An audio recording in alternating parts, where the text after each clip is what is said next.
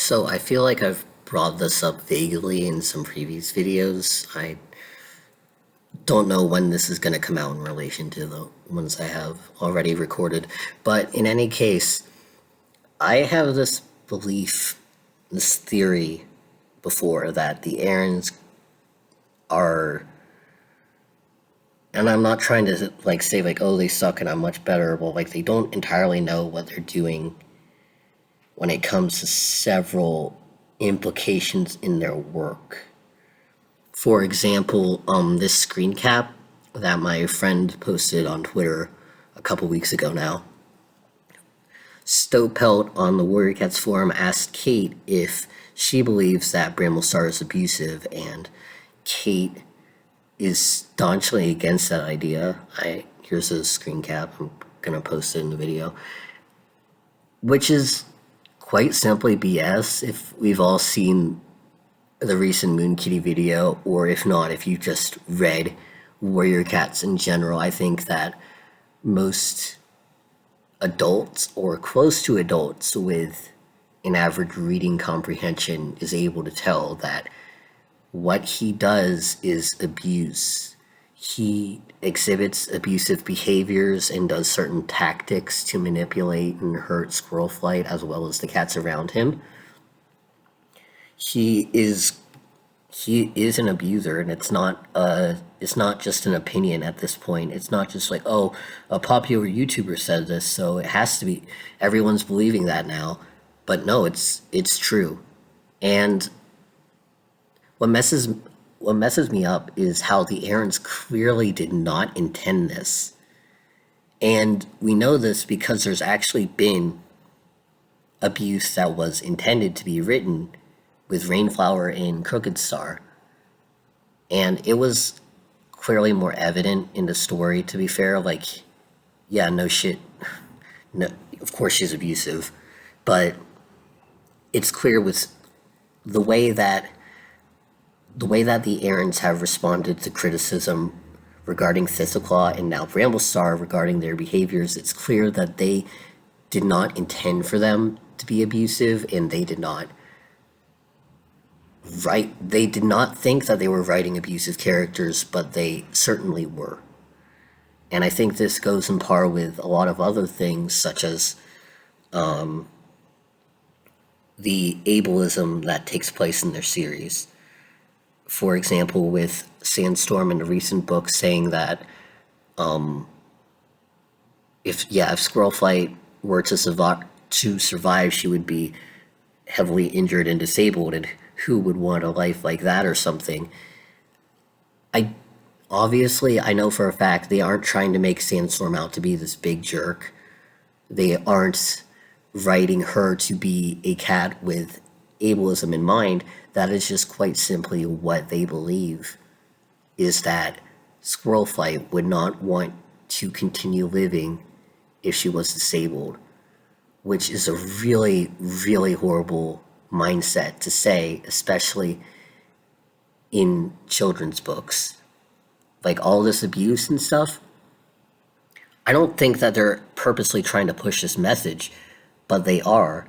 And it's a lot different from if they were like writing an abuse narrative or writing characters being ableist, but the narrative being like, hey, readers, this is how the characters are acting, but this is not okay. Because that never happens. And I think that's a huge issue with Spotted Leaf's Heart, is that I think that they had the responsibility to put more emphasis on how what Thistleclaw was doing was not okay. Not just because it's a forbidden relationship or he's in a dark forest and he's a murderer. I feel like I may go more into detail about Spotted Leaf's Heart later in the video, because, so I'll be sure to put warnings for that. But right now I just want to talk about Bramblestar. It's, again, like I said, not an opinion that he's abusive. And so I think that's just what really strikes me about this response from Kate, and I think what caused the fandom to go in such an uproar when this screenshot was first released, is that it is the fact that the authors believe that he's okay, and that they're pushing this narrative that like what he's doing is not abuse and that he's a good person. I'm sure that like, the majority of us reading can like realize that like, hey, that's not okay. But in a series aimed for children, I feel like there's a huge responsibility to make it much more clear to the younger audience for people who are like not aware of this. You really, really need to drill it in that, hey, this is bad. If somebody is doing this to you, this is bad. And they don't do that. And that is a huge issue with the Warrior Cat series that I have. There's just so many implied, what the Aarons seem to believe with their internalized misogyny and ableism, this internal belief, the subconscious belief that what Bramblestar does is okay. Like I said before, and I'm sorry if I'm rambling, like I said before, if like they aren't trying to say that, oh, abuse is good and like, yeah, this is how things are, like, oh, disabled people can never be on the same normal level of society or whatever like that. I know that they aren't trying to say that, and I'm sure they're good people, and of course, they aren't like trying to say that, but I think it's just this, how society has raised them and how society has raised us to have these beliefs that must be challenged, and they simply have not been challenged in their lives. I don't know. I don't want to make assumptions, but that's just really what I see in the Warriors series. It's this upcoming trend. I think with Rainflower, they did that well because not only was it like very, very clear that she was abusive and she was a horrible mother and a bad person, but they also tell this more uplifting narrative to show that yes, Crooked Jaw has gotten horribly injured. He has a disability and his mother's abusive and he's set back, but he's still able to defy the odds and become the leader of RiverClan, and he's still able to become a good warrior in spite of everything. And obviously not every story involving abuse or disability or misogyny or anything has to have a good uplifting ending, but I just think it's nice, as someone who's like marginalized people, if you're like, for example, if you're reading a story about a transgender character, as a transgender person myself, I feel better seeing that person be able to have a happy ending and to live a good life versus being murdered, because that's often the reality for us. But I don't really want a reminder of that, and I would like to think that a happy ending is possible for people like me. So I think that Crooked Star's promise is very good because of that, in terms of that message that despite what he's been through, Crooked Star is able to overcome his literal inner demons, and he's able to live, he's able to become the leader of his clan and live a good life-ish. Maple Shade does everything, but otherwise, I think that that's a really good and important message to have, and I think that that should have been, I think that that needs to be included in their narratives regarding ableism and abuse and stuff. I think that it should have been much more drilled in that what Thistleclaw did was bad. Spotted Leaf, I think that, I guess warning for, Spotted Leaf's hard talk here, because I'm going to talk about it. What Thistleclaw did was obviously grooming. It is like, grooming is a very, very subtle behavior, and in fact, it's really hard to decipher what is grooming and what isn't, especially when you have been groomed. But it's very evident. He was courting her since she was a child, since she was the age of his son, and that was very evident grooming in that story. And the narrative does not seem to acknowledge that whatsoever. The narrative acknowledges that, oh my god, he's training in the dark forest and he's an evil cat and he had Tiger Paw attack Tiny. That's not okay. But it never brings up the fact that the way that he treats Spotted Paw is not okay at all. And I feel like, in terms of uplifting endings, I feel like, they should have made that more apparent. They also should have, and it's told from Spotted Paws' point of view, of course you wouldn't realize that. A lot of victims of grooming don't realize that they're being groomed. But I feel like it would have been done a lot better if there was a character like Feather Whisker or someone to acknowledge that, hey, you're being groomed, that they could get her out of that situation, and that she could live a fulfilling life as a warrior as she wanted to be, or just, have her want to be a medicine cat from the start, instead of doing that, forcing cats into the role, which is stupid. I digress. If they could have just had her be like, hey, this is happening and this is not good, and have her overcome that, and then have Thistleclaw die very terribly and just suffer because what he, like, I think groomers deserve to die horribly and suffer. I think that would have been a lot better for a book aimed at children. But that could never happen, quite simply because the Aarons never seemed to acknowledge that he was a groomer in the first place. I'll try to find some screen caps or evidence of this to put in the video, but I do remember, like, when there was a huge uproar about Spottedleafs' heart, of course, the authors were more like, oh, cats don't pay attention to that. And it's like, yeah, I understand that, but she was a kitten. She was the age of his son, and he was flirting with her since that point. It's very obviously grooming, and if they did not intend that, that is just amazing to me. And that's also the thing, is I don't want to give them too much credit. I don't want to be like, oh, they tripped and fell into writing this grooming narrative, or that they tripped and fell into this abuse narrative, because the way that they act about it, they're like, oh no, that never happened, what are you talking about? It makes me feel that way. But with how explicit Spottedleaf's heart is, it feels like you really have to know what you're doing in order to write that, and then to have it handled in such a terrible way is just really horribly irresponsible.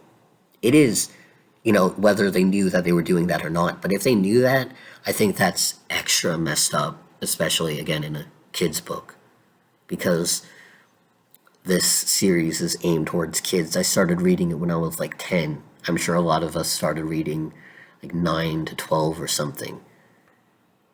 And I'm not trying to say that, like, every 10-year-old is going to read that and be like, oh, so if an adult treats me like this is okay. And if I'm abused, that's 100% okay. I don't want to, diminish the intelligence of kids, but the more subtle it is, like the way Bramblestar treats Squirrel Flight, the more subtle it is, it kind of ingrades itself into kids' minds of like, oh, all right. They don't question it because the narrative never questions that, hey, this is very bad. It's never said, and I feel like in a children's series, it is vital for the authors to acknowledge that.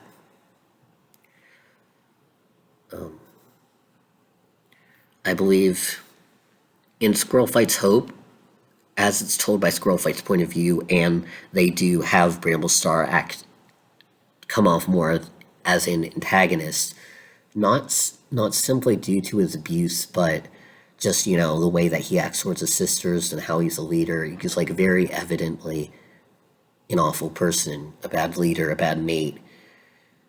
But that screenshot still just bugs me so much. It really bothersome. And it has that same issue of like, Thistleclaw was bad because he was in the dark forest. Bramblestar was bad because of how he treated his sisters, but there's no true, he doesn't get what he deserves. And obviously that rarely actually happens in real life. Not every person's going to be punished for the horrible things they do, and that's real life. But again, kids' book, I feel like that needs to be said. I feel like it needs to be a thing that, like, hey, this guy's abusive, that's not okay, this is what's going to happen if you're being abusive. I think that Squirrel Flight should have, I just feel really bad for her, and I can't say that her arc and what she goes through is unrealistic at all, because I went through literally that exact same thing. There is not everyone's going to be like, you abused me, that's not okay, I'm going to leave you forever and I'm going to be happy. That rarely, or maybe it does happen, I don't know how common it is. It didn't happen for me. It takes such a long time to realize that what you've been through isn't okay. It takes even longer to confront your abuser about that, and even longer still to withdraw away from them and to become happy. Especially when they don't know what they're doing, because not every abuser is actually going out to abuse people. Something happened to them, they were raised a bad way, they subconsciously exhibit abusive behaviors, and maybe they really care about their partner and they're not trying to, but the fact is that they do abuse them, and that's what makes it so much more difficult in leaving them. And that's what happens with squirrel flight. And I just wish that I up and triggered myself. Okay. I just wish that, I think it would be neat if she did have, like, eventually. I just really hope that Bramblestar dies at the end of this arc, and I do hope that she realizes that the way he treats her isn't okay. I don't think that's going to happen. He might die, but I don't think that she's ever going to stop loving him because of, and for the record, if you somehow have not watched Moon Kitty's video, you need to. But it's the cycle of abuse. It's how when Leafpool dies and his ghost is talking to Rootpaw, and Rootpaw is like, I know, like, Bramblestar's ghost is real, and I know this because he told me about how you two looked at the stars together and talked about her, and it was this really nice moment. That happens so often in abusive relationships, and it's so clear that Squirrelflight cares so much about Bramblestar, and she has yet to even believe that he's abusive, because everything that happens, she's like, this is my fault. This is my fault for wanting kids. This is my fault for defending the sisters. I shouldn't have gone behind his back. It's finally acknowledged, maybe at the end of the book, like, oh, you were right. I should have not killed this pregnant woman. But it's not enough, and I think it would be great if they did actually have it acknowledged. But to do that, I think that the Aarons would actually need to realize, and I would hope so, after that video, after so many people have realized that Bramblestar is an abusive character. We already knew about Thistleclaw. I'm just hoping that between our we're a powerful community. We came together and we confronted the Aarons about their ableism in Warrior Cats. We've confronted them about the plushies.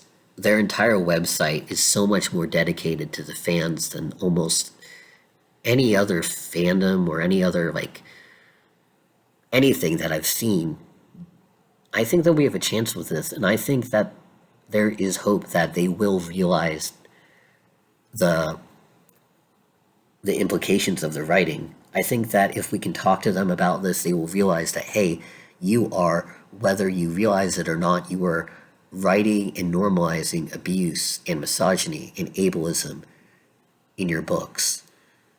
And I think when that is acknowledged, that Warrior Cats can become a better series. And I'm not saying that if you do like Warrior Cats, because look at me, if you like Warrior Cats, then you excuse this. Because, we're all marginalized. A lot of us are disabled. A lot of us have mental illnesses or neurological disorders or physical disabilities. A lot of us are women or have at some point dealt with misogyny in our lives. A lot of us are abusive. Did I say that? like, obviously not to say that if you like warrior cats, you're complicit in this, but if you don't acknowledge this, then I think you are to some degree complicit. If you turn a blind eye to this, if you say that, yeah, well, they're cats, it does, like, they didn't mean to write this, so it doesn't matter. Like, we all realize that it's abuse. No one's gonna say, oh, warrior cats told me that treating people like this is okay. It's just, there has to be some realization to know that a lot of this isn't okay. So I was actually gonna script this for once, because partially because I tried to record this like 10 times and I couldn't, and also because it's a very serious subject.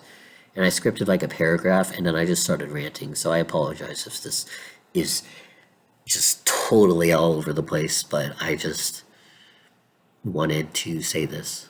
Thank you.